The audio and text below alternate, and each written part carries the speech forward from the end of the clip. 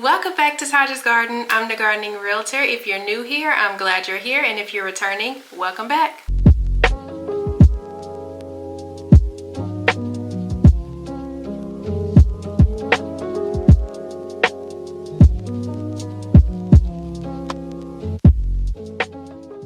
If you're new here, I am a licensed real estate agent here in Oklahoma. I am also a gardener, so if you are looking for all things gardening, you have come to the right place. Today we're going to be talking about 30 different vegetables and flowers that we are going to be starting in March. So March is the prime time to actually start planting your veggies. You can actually plant something every single month, but March is going to be that time when people who are new or people who are not the early preparers are actually starting to get their groove on and start figuring out what they're going to be planting. So the number one thing that is going to be on this list are potatoes. So I usually just get some organic potatoes from the grocery store and I just let it sprout. That's pretty much the cheapest way that you can do it, because if you were to go and get seed potatoes specifically, those are pretty expensive. If you were to go and get some organic potatoes, you actually have a lot of different potatoes in that bag, or you could just get some regular potatoes. I've done that too and have had a good success out of that as well. This year I'm actually going to be using a 20-gallon grow bag, and I'm going to be planting my potatoes in there. I'll do a video on that, but that is exactly how I'm going to be planting my potatoes this year. One thing that I don't like about grow bags is that they dry out really fast. The solution that I have made with that is to get a cheap little swimming pool that you could just put some water in there, you know, with the hose, and just sit those grow bags in there and let it bottom water. That has been amazing for me. You can also use old wine bottles and terracotta spikes and put that in the soil as well. The only issue that I have with that is that sometimes it can just focus on a certain area of that grow bag, and you want the entire grow bag to be moist, especially if the roots have reached the outwards area of the grow bag. So that is just a little tip. Potatoes don't need to be overly moist. They actually don't like being overly moist. However, they definitely don't want to be bone dry as well. Number 2 are onions. So this month I'm going to be planting my onion starts outside, and I'm also going to be starting some more bunching onion. So you can start bunching onion every month. They are pretty cool to just, you know, put in different areas of your garden. But I also like to have a good group of them in my salad bed. I have a raised bed where I just plant straight salad, anything that I would want in a salad. So arugula, leaf lettuce, spinach, Swiss chard, and green onion. So I love to put a group of bunching green onion in my salad bed, but I'm also going to be adding that to the rest of my garden as well. I purchased some onion starts from Tractor Supply. Here's one bunch of them. So this is the red burgundy onion, or just red onion. These are short day. When it comes to onions, you do want to make sure that you look at the onion planting map, because you need to get the right variety for your area. So in my area, it does say that I need intermediate day. So one year I did grow intermediate and short day, and my intermediate always went to flower or just never bulbed. So I am just going to stick with short day. So you can experiment on that. However, check out the map just so you can know, you know, which direction to go. Next up are your brassicas. So this is going to be your Napa cabbage, regular cabbage, collard greens, broccoli, kale, and pak choi. So you can add more on your list. You can obviously go with cauliflower, Brussels sprouts, but I'm not going to be planting those two this in March. I'm going to be starting with these 6. I did start a group of brassicas back in January, and they are doing phenomenal, but I am going to be starting this group to go in my garden a little later. Number 9 is going to be parsley. So you can actually start parsley directly outside after your last frost date, or you can start them indoors 3 to 4 weeks before your last frost date, which makes March the perfect time to go ahead and get them started, unless you prefer to wait until after your last frost date. Next up are your sugar snap peas. So I am going to be starting more of these. I actually started some of these back in January, and they just really started to come out of the soil. However, I will be starting a little bit more. The warmer the weather gets, the quicker they will sprout. But one thing that I want to let you guys know, this is a little trick that you can do. You can actually soak your peas in some water for about 8 to 12 hours. Try not to go any longer than that, but that is going to speed up the germination. I've done that with my peas. I've done that with okra. A lot of times when you have these seeds that are a thick, like they have a thick outer shell, soaking them actually pushes that water into the seed quicker than just planting it and just keeping the seed moist under the soil. So if this is something that you're interested in, that is definitely a trick that has 100% helped me. So go ahead and give that a try. Let me know down in the comments how it works for you. Next up is spinach. So spinach does not like the heat. So now is the perfect time to go ahead and get these started. You want to direct sow spinach. I have transplanted it, but it doesn't really do too good transplanting. It does better if you start it outside because it's able to get established quicker, versus when you transplant it, it's just really sensitive.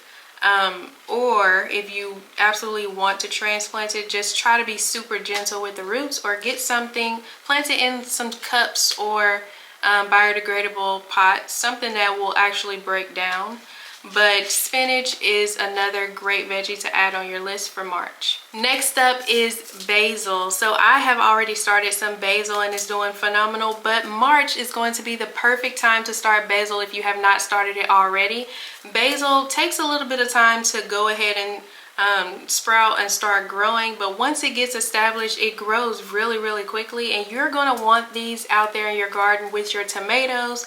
Or if you're not growing tomatoes, basil is a good herb to have in your garden to kind of deter pests from other veggies that you actually love. Next up are chives. So chives are also in the allium family, so think onions. It has that smell just like the onion, so they're going to be a perfect companion plant to keep those pests away from the veggies that you really love. And plus, once it flowers, it blooms, it's actually absolutely beautiful, and it's good to bring in those pollinators. You can actually start your chives indoors 4 to 6 weeks before your last frost date, or you can direct sow them outside 2 weeks before your last frost date. Next up is Swiss chard. You guys know that I say that you can grow Swiss chard pretty much all year round if you protect it during the winter time.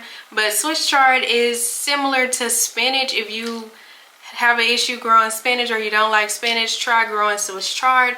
I personally don't like the stem of it, but I do like the leafy part. You can actually cook it down and it's pretty good. The stem part, it gives like a celery vibe to me, but the leaf part is definitely amazing. So I grow this in my salad bed as well, so this is definitely non-negotiable. I'm going to be starting some more of these in March. So these are the 2 sugar snap peas that I'm going to be starting. This Cascadia sugar snap, and it takes 58 days to harvest. This Sugar Daddy sugar snap pea, and this is 60 to 65 days to harvest. So your sugar snap peas are going to be sweet if you grow them during the cooler season. So I absolutely love growing things like sugar snap peas and carrots during the cooler season. Speaking of carrots, carrots is the next on my list. Carrots are a non-negotiable for me. Carrots are going on the list. They are always going to be on the list, especially if it's cool outside. So I am growing this variety, this little finger carrot, and I actually love these little finger carrots. They're so cute. They don't take too long to grow. This actually takes 57 days to harvest, so I don't have to wait until it completely gets wide and big, and you know, so Little finger carrots are the ones that I'm going to be growing this year. Sometimes I grow sugar snacks carrots as well, which I like growing them too because you don't have to wait till they get really wide as well. They do get very long and they're kind of thin, but little finger carrots are super easy to grow. They don't take too long either, so I definitely recommend them. Next up is arugula. So arugula is another one of those things that will be going in my salad bed. So arugula it does way better direct sown, so I'm going to direct sow these. I have some seedlings that are just starting to come up, but I want more, so I'm going to go ahead and start these in March. Arugula actually grows really fast and it gives you a quick harvest. So similar to leaf lettuce, you want to go ahead and just succession sow these so that you can always have a harvest. Speaking of leaf lettuce, I am going to be growing leaf lettuce. I got a couple of them on my list. Prize head lettuce, tom thumb lettuce, Lola Bionda lettuce. I've had great success out of these three specifically, but there is so much more out there. And the other type of lettuce that I'm going to be growing is head lettuce. And the one specifically that I'm going to be growing is this Great Lakes one. Head lettuce is so fun to grow. I started growing head lettuce last year. Last year was my first year growing it. I didn't grow head lettuce before because I just didn't really care to grow it. I was like, I don't eat that much lettuce anyway, but I absolutely love growing head lettuce. It is so fun to grow. It is like it gives you such a great sense of accomplishment when you pull that head of lettuce. So head lettuce, add that to your list as well. Next up is cilantro. So I am going to be growing cilantro in March. You can actually start your cilantro 2 weeks before your last frost date. So anytime in March is fine if you are in my zone 7B, or you can direct sow them outdoors. But I'm going to be doing both. I'm going to start some indoors and I'll direct sow some outdoors. I've recently discovered my love for cilantro. I want them on everything. So I'm definitely going to be adding that to my list in March. Next up is dill. So I have a goal of canning a lot of pickles this year. So dill is a non-negotiable. It is definitely on my list for March. I'm going to be starting them. I already started some back in January, but I will be starting more in March. Next up is sage. So sage is really beautiful to add to your garden. It actually takes a really long time to harvest, so you definitely want to start them no later than March. It takes about 90 to 200 days to harvest. So March is going to be the perfect time to go ahead and start your seeds. Next up on the list are my 42-day tomatoes. I actually got these from MI Gardener. So they only take 42 days to mature, but if you've been here long enough, then I always say add the days it takes to actually germinate on top of the days to maturity, because that does not include that. A lot of people grow their seeds and they wonder why it takes them longer to actually harvest. Sometimes it can take tomato seeds up to 20 days to actually sprout, depending on how old those seeds are. So just keep that in mind. Next up are flowers. So I'm going to be adding marigold, cosmos, and zinnias to my garden this year, and I'm actually going to start them indoors. So first up are marigolds, and you want to make sure that you get French marigolds, because you don't want to get the marigolds that grow like 5 feet tall. There are so many different varieties, so make sure that you don't make the mistake of just picking up seeds that say marigolds. You want French marigolds or French dwarf marigolds. Next up are cosmos. So I actually got these cosmos seeds from a seed swap just last week, and I'm so excited. There are so many seeds in here, and I already know that once I actually harvest the seeds from the plants that I grow, I'm going to have so much more. So I'm actually really excited about starting my cosmos this year. This will be my first year growing cosmos. On top of this seed pack that I have, marigolds, I also got some marigolds from that same seed swap, and there are so many in here, but I'm actually going to be gifting these to my neighbors. Make sure that you add cosmos, and marigold to your list. Next are zinnias. So I am adding zinnias to my list this year. I planned on growing them last year, but I literally had no space in my garden after I actually grew what I had on my list to grow. So zinnias never made it to the list. However, I did end up adding 3 more raised beds to my garden in the fall. So I'm thinking that I'm going to maybe make that into a flower garden over there, or a mix of flowers and carrots. Not sure yet, but I'm definitely going to be adding flowers to my garden this year. I'm also going to be starting calendula indoors, and then I'll transplant these out. Calendula actually takes 21 days to actually germinate, which on top of 70 days to bloom is going to take a good amount of your time. So March is going to be the perfect time to go ahead and start calendula. Last but not least, sunflowers. I'm going to be starting some outdoors later on once it warms up. However, in March, I'm going to be starting some indoors, but I'm going to be growing them in something that can actually break down so I don't bother the roots as much. If you don't know, sunflowers actually have a very strong taproot, and if it's bothered with, then it will stunt their growth.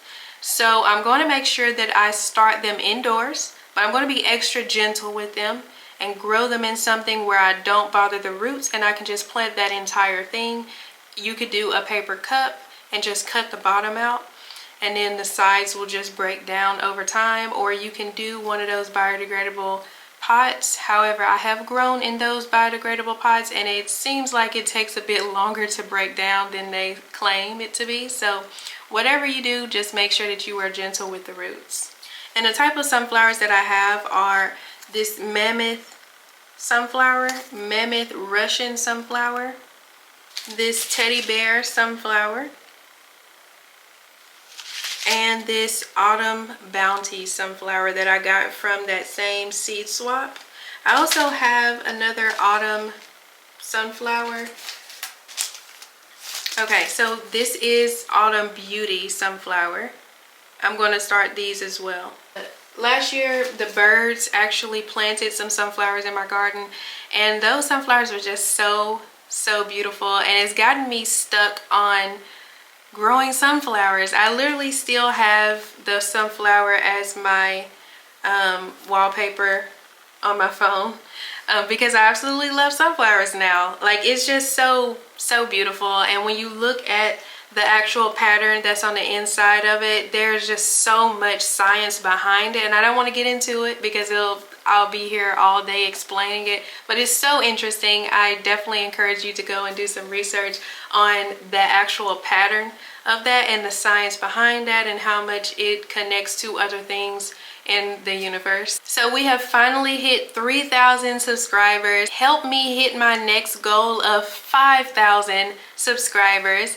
Also, if you know someone who is looking to start something in March, go ahead and send them this video. Share with everyone that you know is interested in gardening this year. Comment down below, are you starting any of these? Are you going to be starting something different? I would love to hear from you. Thank you guys for watching. If you have not already subscribed, please subscribe, hit that notification bell. And if you want to be part of an amazing gardening community on Facebook, head on over to Facebook, type in Prosper and Plant. And if you can't find it when you type it in, I also have it linked in the description below. There's a link that will take you straight over there. Click join, and I'll see you over there.